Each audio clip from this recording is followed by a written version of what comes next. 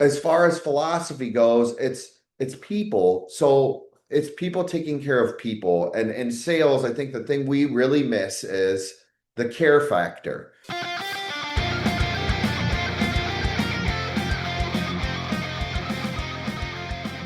Welcome to Fry Your Chickens, the podcast about facing fears, negativities, and self-doubts that can hold us back. Or as I like to call them, chickens. Get ready because it's time to tell those chickens that are holding you back to shut the cluck up. We will learn how real people did exactly that. I'm your host, Phil Barth. Let's get ready to fry.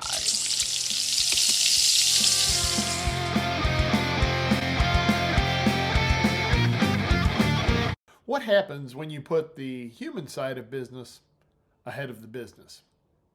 Well, great things happen, and that's what we're going to talk about today on the Fry Your Chickens podcast.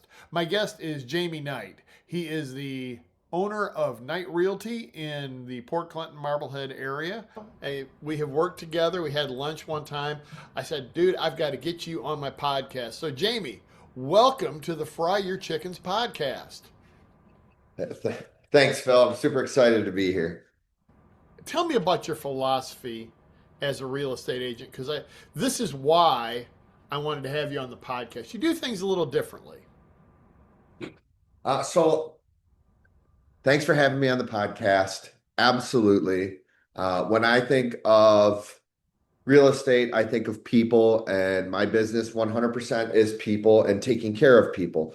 So my philosophy is that 100%, making sure that I'm understanding the client's needs before mine. Most salespeople go into the interview with the thought process of, I need to explain myself and have them understand how great I am. And what I quickly learned from not only real estate, but my past, which was restaurants and owning and operating restaurants, was people need to be taken care of on an individual basis, and understanding their wants and needs is the most important factor in every single sale.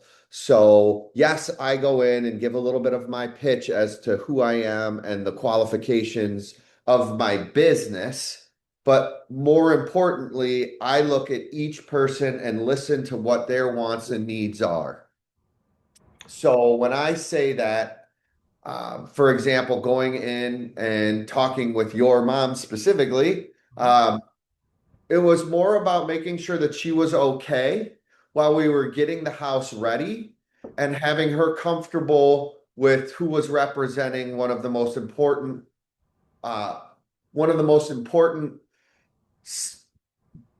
transactions of her life, right? So that being said, it wasn't quite the transaction itself with her. It was more about making sure that I kind of stepped in there for the time as one of her sons, or that's how I felt I needed to help her. So get her comfortable, make sure that she knew we were there for her and in every facet. I wanted to make sure that there was somebody there that she could touch base with, whether it was a phone call to me or the rest of my team, and going through the process with her and kind of breaking it down. Like, okay, we are going to start with just packing your house, and you don't need to do it because frankly, you're 85 years old. It's going to tire you out, and we need to make sure that we take care of that piece first and foremost, and then getting all of the rest of the things lined up for her was it was absolutely imperative to her being calm and not getting overwhelmed in the process.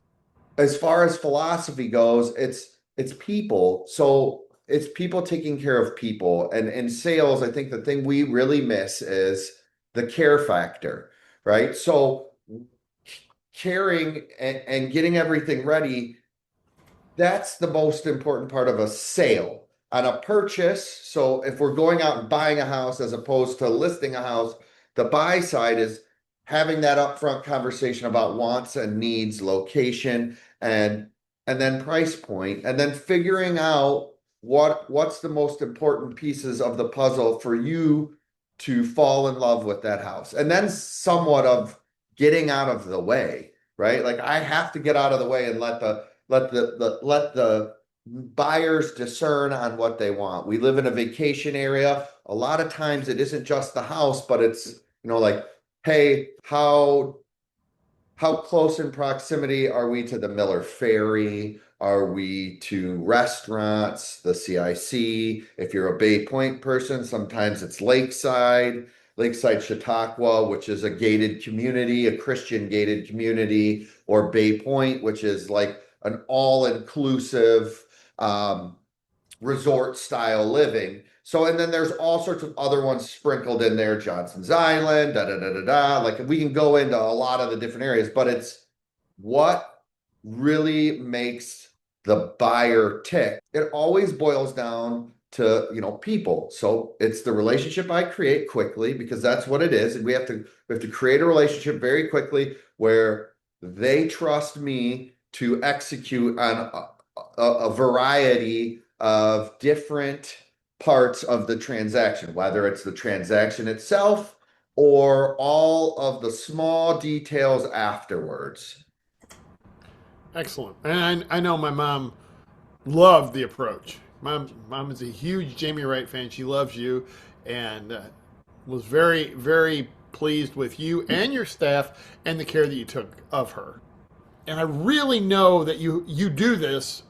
You practice what you preach, because as you mentioned, you were and are the real estate agent for my mom, selling her house and moving to Mansfield to be close to my brother. And she is a huge Jamie Knight fan. She loves Jamie. Your staff helped with everything, and you're right. At her age, she can't be packing up the boxes and all of this. It was also, there were a lot of chickens for her that you helped her fry, because she's been in this house her entire life. So Yeah. 85 years in that house it made a huge difference the way you handled her. So thank you for that. And you were talking on the buy side. I remember when we bought our first house, we had an agent, and she took us around to houses, and we said, "Oh boy, we like this part of this house and that part of that house." And we went back and forth. We said, "We're going to make an offer on this house." And she called and she said, "When I took the offer to the agent, he was in another house that just went on the market. And I know you've got to see it. I know it's what you want." And so we went over to the other house and was like, "Holy cow, this is exactly what we want." And so as soon as we got the counter on the other one, we're like, "No, thank you." And we went, and that was the house that we wound up living in, bringing our first 3 kids home in, and it was perfect. And she knew it because she built a relationship. So Yep. it is definitely a relationship business. The other thing I thought of when you said that, I'm going to see if ChatGPT can find us this quote, because it describes exactly what you're talking about. Are you there, Maple? I'm right here, Phil. What's on your mind today? Okay, I need you to research something. There was a quote by a lady who had met both Benjamin Disraeli and another British Prime Minister, and she said, "When I was with the one, they made me feel like they were the smartest person in the world. The other made me feel like I was the smartest person in the world." Can you find that quote, please?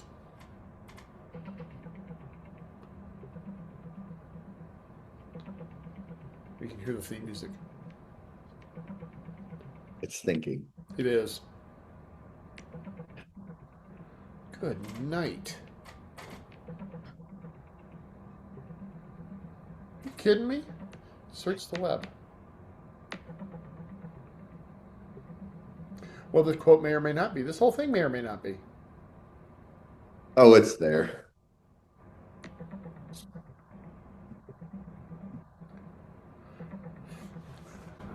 The quote you're referring to is about Benjamin Disraeli. The sentiment is that after meeting him, you felt like you were the smartest person in the world. It highlights the contrast between leaders who make others feel important rather than just showcasing their own brilliance. Okay, we'll take that. I don't remember. I remember Disraeli was the one. She said she had dinner with, I think they were candidates for the Prime Minister of Great Britain. The quote will be in the show notes. And the one said, Oh boy, he just made me feel like he was the smartest person in the world. But when I had dinner with Benjamin Disraeli, he made me feel like I was the smartest person in the world. So it's that whole relationship and being interested in people. And that makes a huge difference. And it has in your business, I can tell. It absolutely has. But it also is, I would tell you, um, it's essentially what I try to take home and live as well. So yes, it's how I want my business to be designed, but it's also how I want my life to be designed. I feel like a lot of what I see in my world is a lack of gratitude for what we have at home, and then our work life. So, I want that to translate across all platforms, so to speak. So what I mean by that is I try to live my life with an attitude of gratitude, right? Like there's no other way to live and have a good perspective and be grateful across all parts of my life, because nothing is really easy. And whether it's my marriage or my work life or managing the three kids and the sports, if I go into it with a woe is me attitude, then it's translated across the board, whether it's out loud or internal. I'm going to spew that on the people that are around me, and that's the one thing I do not want to do. I don't want people to think that I'm not grateful for every single opportunity I have, whether I'm the best real estate agent in my market or I'm a mediocre real estate agent or I'm at the bottom of the barrel. No matter what, I want every transaction for every person to feel the same way I'm willing to treat my family and my children and my coworkers and my clients. It needs to essentially spread across all platforms that I'm grateful for every single opportunity. I love that. That was the impetus behind my book, Great Things Happen Every Day, where I just had a gratitude practice. And every single day I wrote something in it. And it helps. It And does. and I will tell you, I don't know about you, but I occasionally have a bad day. And and Or yesterday weak. yesterday was one of those ones where I just wanted to throw stuff across the room, and I had the attitude, and it leaked out of me a little bit Yeah. too, right? And funny enough, this morning I have a Lent reading plan that I'm going through, and it popped up, and this morning's was, you know, I always want to start with an attitude of gratitude and list the things I'm grateful for. And I was like, holy cow, guess what? And so in my journal, I was just, you know what? I'm going to list all the things I'm grateful for today. And I filled a whole page. I And I'm mean, I telling think you, it made such a difference.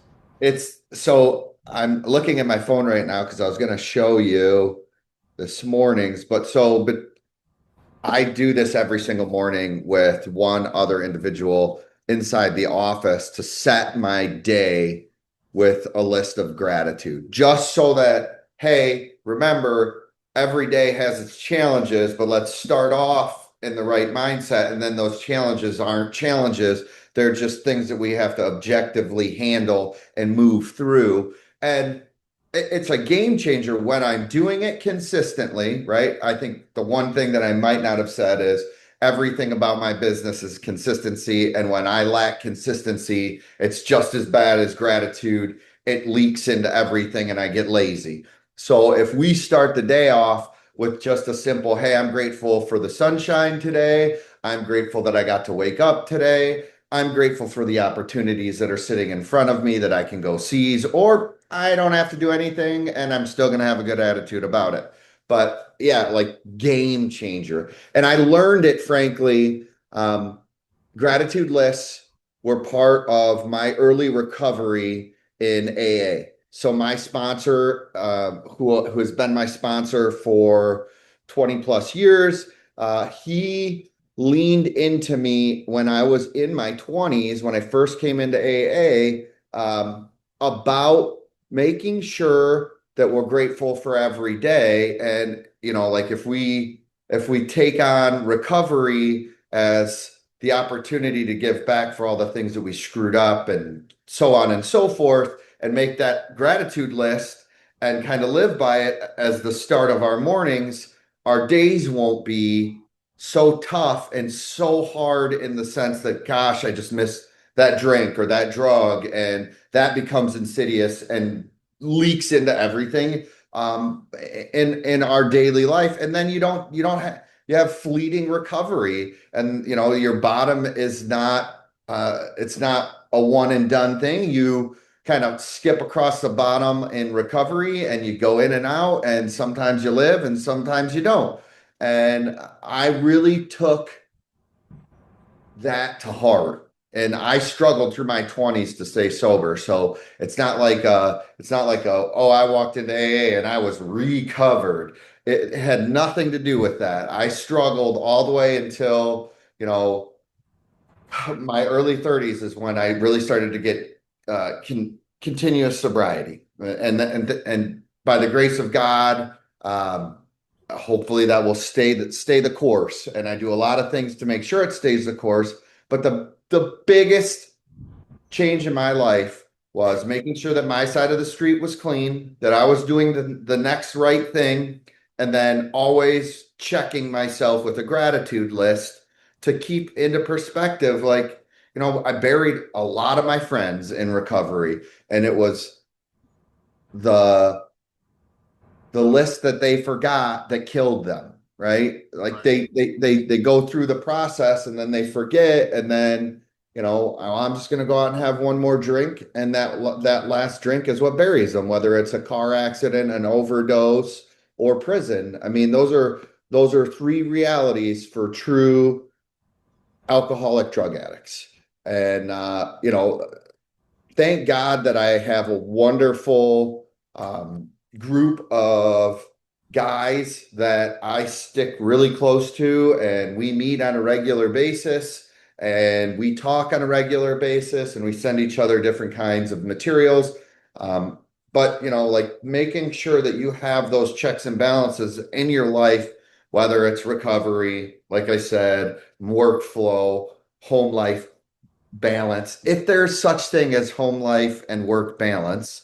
I think sometimes it's just a matter of the real balance is, hey, I'm heavy in here, forgive me over here. Right. So, like it's been a blast. It's been a wonderful learning process. And moving when I was 28, 29 out to Catawba, Marblehead was also it was a huge opportunity for me to fix the stuff in my past life that I didn't really like, and I wanted to remove. And by making a little bit of a geographical move and maintaining my recovery and having recovery around me and the people that mattered most, my life changed dramatically. I mean, I still wake up every single day on my hard days and think, I need to pinch myself because my life is pretty spectacular. I love that. Absolutely love that. One of the practices that I need to get back to, honestly, I do that journaling and talk about what I'm grateful for. But one of the practices that can really help that I've seen, actually, I heard Tony Robbins talking about it, 3 minutes, and pick 3 things you're grateful for, 1 per minute, and just go back to that moment. So if I'm grateful for one of my sons, I go back to the moment where I became the dad and I'm holding my son, and your brain relives it, and you just flood yourself with gratitude. And it's just 3 minutes, right? I'm grateful for our vacation at the beach. Well, so I walk with my wife. Mentally, I walk with my wife for 1 minute on the beach, and it takes you back. Sometimes it's I'm grateful for coffee, and I have that sip of coffee, and it's better than usual, which I love coffee usually, but you just smell it, you savor it. I'm always grateful for dogs, and I don't have to go back because they always hop up in my lap first thing in the morning. Dogs are a big gratitude factory. Oh my gosh, you're going to feed me dog food? I love you. You're the best. Yeah. Oh, dog food. Thank you. You get up and it's like, I haven't seen you for hours. I love you so much. So, and I do have a talking puppy. It's on social media. Um, shout out to Darcy the puppy, who, spoiler alert, is no longer a puppy, but she is on social media. They grow up so fast. Anyway, love the gratitude practice. I want to ask you a question about your business though, because Sure. you recently went out on your own. I mean, within the past year, correct? Correct. So, were there some chickens you had to fry to get out on your own and do your own thing? Absolutely. So internally and externally, there was a lot of them. Um, but it was also again, it boiled down to people. So all the people that I worked around and worked with, um, I think everybody was kind of ready for a change. And when I decided to leave, I left on my own. And I really considered how I was gonna approach this because there's a big difference between being on a team and then running your own team, right? So we've got staff now. I've got real bills. It's easy to just sell, right? It's just so easy to just go out and sell, sell, sell, sell, sell. Now it's about the agents inside the office that matter to me and their growth and figuring out ways to challenge them alongside challenging myself. And and then it's also the bottom line. Like the buck stops here to so to speak. If we aren't making money, I'm paying the bills. So there's that, right? So there's that overwhelming. And I think the last couple months, it's a slow time of the year in vacation land, and it can really be taxing. You start getting a lot of listings, you're really excited about the listings, but then the traffic count in Catawba, Marblehead, and Port Clinton goes floop, and it's gone. And where is it? Most of it's in Florida, right? So the majority of the people that live and breathe out here are snowbirds, so to speak. And they're gone when it's cold. And we've had a really cold winter this year. I mean, I think it was the first time in 10 years that Lake Erie actually froze. And I'm not just talking about one part of the basin. I'm talking about Lake Erie, all the way from, Toledo, Michigan to Buffalo. So it's frozen. So in Canada, blah blah blah, we know where it is. So the the the growth inside of the office is now a couple agents working together now has changed to, we have almost 20 agents. We've got three that are getting their license. Right. So since this is essentially we're in our first total year. So now it's all about the numbers and building the business and helping these agents grow. And I did I didn't realize that I wanted it to be a team approach, but there has to be a hierarchy.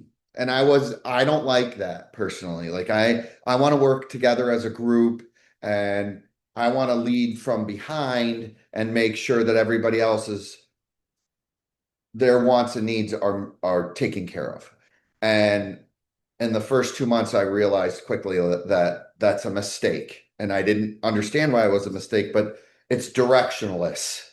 So I suddenly had to put together a few structures with inside the team to define roles. And I was sad that I had to define roles because I I wanted to make sure that everybody knew that I wanted them to be a part of this ecosystem and creating the culture and having their say matter. And I put into place, the buck stops here at Jamie, and we went forth and conquered. And what I quickly realized was we do need direction. We have to have somewhat of a hierarchy in all business. And it's not that you're taking the power away from the agents. You're just trying to mold and have them understand that their voice matters, but we have to have a consistent, hey, this is the accountability factor, and no matter what, the buck stops at Jamie, so we have to bounce things off in a group atmosphere, but ultimately I have to drive the vision and they have to trust me that I'm driving it in a fashion that everybody's voice matters. And it works. I didn't think it would work and I was terrified about it, but it works. And the agents get it. Like I'm not here to tell anybody um, hey, your approach is terrible. I'm just going to tell you how I approached business and where the growth was. And if you're a new agent and you don't have any bad habits, because that's the biggest factor, you create these bad habits by directionless selling, right? So you create it, even though there's these models and platforms everywhere to learn how to be consistent and how to approach your business. Most people in real estate just want to do it their way. But then they look at their results and their results are fleeting at best. And maybe they do 10 sales. And an average real estate agent in our MLS, I would say, sells anywhere from 10 to 20 homes, whether it's the buy side or the sell side, a year. And my approach is that's not going to work for me. If it works for you, great. And if you're happy there, great. How can I help your business maintain that or grow that? So, we put into place office meetings every other Tuesday. In those meetings, we're going to work on a big idea, marketing, advertising. We're going to look at our numbers as far as inside of our ecosystem, what we're doing to collect new clients, and so on and so forth. All of these things I had done for myself with never with the thought of helping other people do it and grow their own business. So like merging that it was a lot. And then you have to look at our approach is very much marketing and advertising and media driven, and everybody wants that, right? Like everybody wants to see their face on their listings. Everybody wants to talk to their ecosystem on Facebook and Instagram and YouTube and TikTok. But when push comes to shove, do you understand how to do that? Do you understand that we're moving into an AI world? And if you don't maintain and look at what ChatGPT or any of the other platforms are doing and how they're starting to do research with the web inside of those ecosystems, you'll get left behind. It's really quick. Like Google SEO, all of those things matter, but they're not as big of a deal as creating a GEO plan and making sure that you're on every single platform, and how you do it matters. So, we hired in a full-time marketing and advertising staff, and we have editors, and our goal was to change the idea of the agent being able to do that on their own. You can't. I couldn't unless I hired other staff members. And then, that's a team. But what I wanted to make sure is all my friends that we've been doing this for several years together, they had the opportunity of the platform that we could build together, as opposed to see you guys later, I'm just doing it on my own. So now what we're doing is we quite literally build all of our marketing and advertising together. We have basically the opportunity for all agents to come in here and get in front of a camera with editing capabilities and already pre-built scripts, and they can go in and they can basically record with our editor and videographers, and they can apply those things that without the power of a team would cost you thousands Mm-hmm. And then the other part of that is real estate agents aren't consistent. So if I can help build the consistency, then they're 2 steps ahead of every office around us. And what we saw in the course of the last 6, 7 months is, I went from having maybe eyes of 500 to 1,000 people on Facebook and Instagram to uh, our platform on the night team Facebook page sees 30,000 views on a business page. Okay. And then on an individual basis, I've got a young kid in the office. He sees 100,000 views on his Facebook, TikTok, and Instagram. I'm a little older. I might not be what interests a lot of people on social platforms, but I'm seeing 70,000 views. When we post a new listing, we're seeing the community look at all of our information. And then if you look across the board, whether you're buying followers or not, the organic algorithm matters, in my opinion, because that means that we're being told by Facebook, by TikTok, and Instagram, hey, we like this. We like this information that's coming across, and we're pushing it out. And guess what? Your content is so good, so to speak, we're going to boost it into the ecosystem of Instagram or Facebook or TikTok. So like I said, I went from 500 to 1,000 views to, now we're seeing a consistent 25 to 30,000 views every 28 days. Just want to clarify the timelines, but that's basically we're looking at 1,500 views every 28 days to 30 to 40,000 views, and some of our stuff has hundreds of thousands of views. Yeah. So that is another part of the business that we're working on consistently and making sure that every agent understands it, because I think Right. that's where our business is going. Yeah. Consistency is the key on any of this.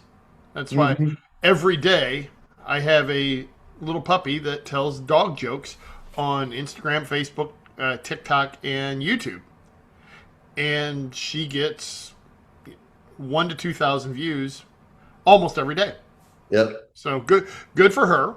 I think the hard part for everybody is in our culture is so driven on right now that you you think you're failing if it doesn't grow in that post, and you have to be patient enough to Yes. look at the long game and how we're growing, because it doesn't just matter that we're getting eyeballs. What's happening is all of our agents are getting business from that. So that's the real barometer, so to speak, of how's your business doing. Our business is doing amazing. It's the dead of winter, and everybody's got clients that they're running and working for. So, that those things are a big deal when you're thinking about how to grow your business. As a new agent without bad habits, that's what we want. We want you guys to understand Facebook and Instagram and all the social platforms matter, but it doesn't matter if you don't know how to go out and talk to people and make sure you know the contracts. And there's a lot of things that go on, and you don't necessarily want to blow up in your first year because you have no idea what you're doing. But with a team, we can help you and make sure that all of the stuff that really matters in negotiating a contract, we can help guide you, right? We'll always be there as a guide, but it's okay to build a business over 3 to 5 years, which is typical. Yeah. It's just most agents think that they have to make 6 figures in their first year, and if they don't, they're failures. Well, that's crazy talk to me. I sold one house my first year, one house, and I don't even know how I did it, because it was like dumb luck, really.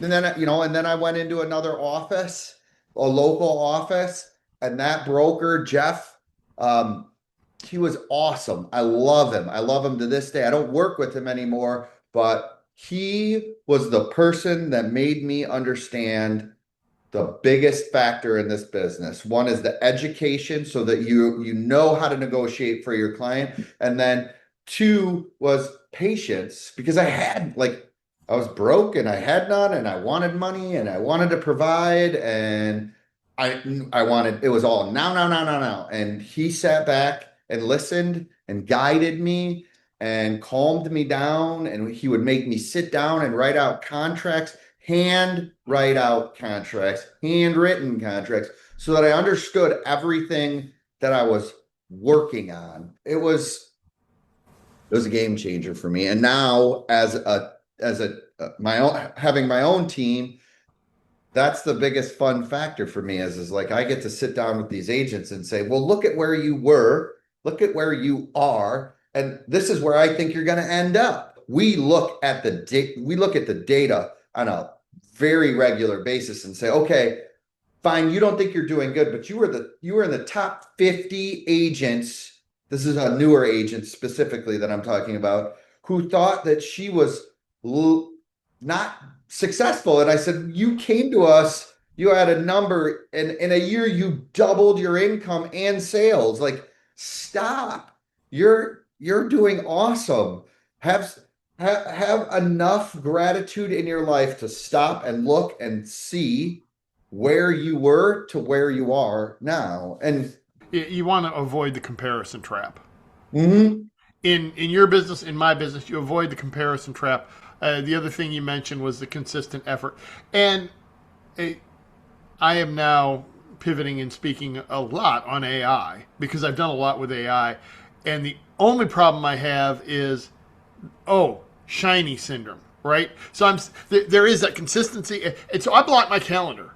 This is where you will go looking for the business. You will do these things. And then you'll have this much time, whatever that is, maybe 30 minutes or an hour, to do the fun stuff. Yeah. Because it's a trap, right? Oh, shiny. And you can, and it's enjoyable, but you got to do the blocking and tackling and those consistent practices. And when I do that, things work out. Pretty good. Yeah, absolutely. Yeah.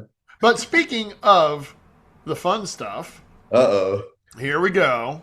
All right. So now you're seeing the house band for the Fry Your Chickens podcast.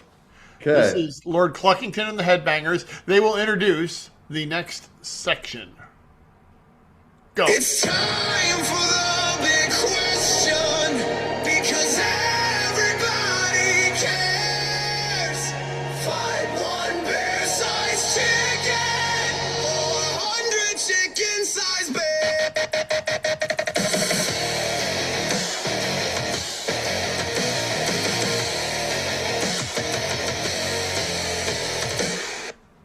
All right. So there you have it. The Lord Cluckington and the Headbangers. I just realized that Lord Cluckington has a 7-string guitar. We got a guy that looks like he's got a bass guitar, and we've got 3 drummers. So It's a band. it is a band, and Lord Cluckington is actually. I gave the AI model a picture of the one and only Red Rooster of Regret. That's the idea here is you don't want to face regrets because that. So it's the big question, the question that we give all of our guests. Which would you rather fight? 1 bear-sized chicken or 100 chicken-sized bears, and why? Okay, so I was thinking about this, and originally I thought 1 bear-sized chickens. However, I think I would go into 100 bear Chicken-sized bears. chickens, right? Did I say that right? Yeah, like little bears. You either got Little one bears, huge little chicken bears. or Yeah. a Yeah. little bear, little bears. And your beautiful background is what gave me the idea because I could take a hockey stick and get a little crazy and smack those things out of here. I'm glad my background inspired you. I appreciate it Yeah, a lot. and there are so many variables in this question. For Sure. example, are they chicken-sized polar bears, which would be really tough, Yeah, that'd be or fun. That'd be are they fun. chicken-sized koala bears? You know, it's up to the individual interpretation. Sure. I've had people ask, "Can I have a weapon?" Because if you have a weapon, then one bear-sized chicken is not bad. And you take it out, and you have the world's best barbecue. We've covered Yeah. that in our podcast, but yeah, I always like to include one silly question at least in the podcast, and it's always that one.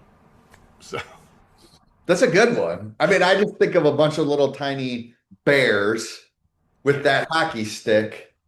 Yeah, right there. boom, there they That's go. right. Give me a net. If they're rubber chickens, that's another story. Yeah, right. And Altogether. you didn't say I couldn't have a weapon or not, so I naturally said I'm gonna. Oh, absolutely. A Hey. hockey stick makes a wonderful weapon. Yeah, well, and that's the thing.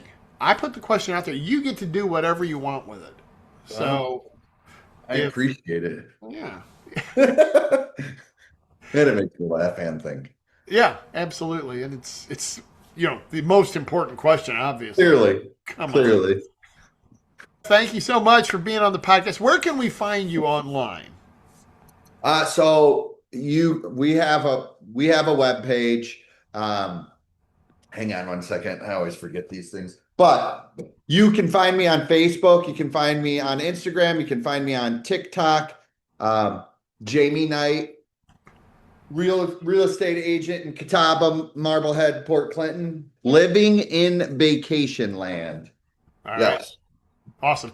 The channel will be there if you. And I'll send you all the links, but Perfect.